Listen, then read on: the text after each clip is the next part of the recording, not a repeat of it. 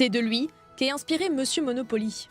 Et pour cause, Otto Hermann Kahn était un roi des affaires. Aujourd'hui, sa propriété reste très prisée. Tout commence en 1914. Otto Kahn est un riche banquier new-yorkais, mais il est exclu des clubs mondains. La raison, sa judéité. Il y avait de l'antisémitisme, mais c'est plutôt modéré comparé à de nombreux pays. C'est un antisémitisme qui n'affectait pas le statut civil ou politique des Juifs. Comme l'explique cette historienne, aux États-Unis, les Juifs étaient surtout victimes d'un antisémitisme dit social. Des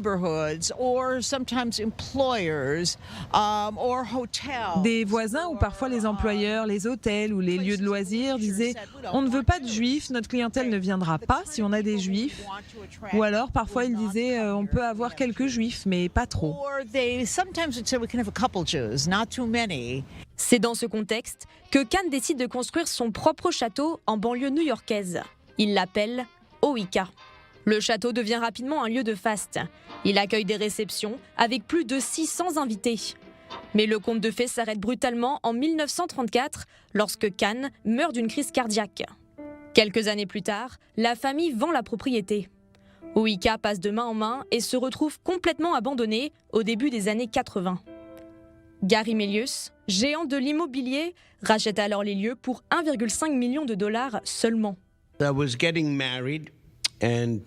J'allais me marier et je cherchais un endroit où vivre. L'agent immobilier m'a emmené ici. Il y avait assez de place pour 37 appartements.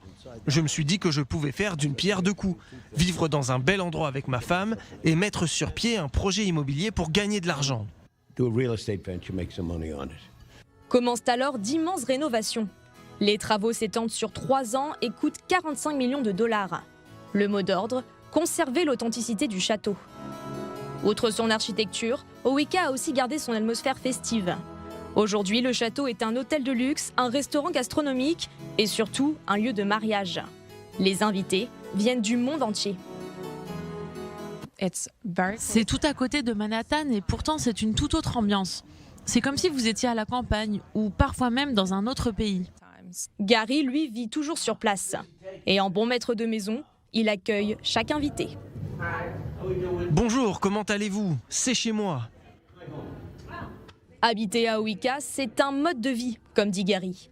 À 76 ans, il travaille 7 jours sur 7 et parle avec plus de 2000 invités par mois. Au milieu de cette frénésie, l'ombre d'Otto Kahn, elle, continue à planer. J'admire ce qu'il a accompli ici, particulièrement le fait qu'il ait réussi à dépasser cet antisémitisme. Il n'a laissé personne le maltraiter, il leur a montré ce qu'il savait faire.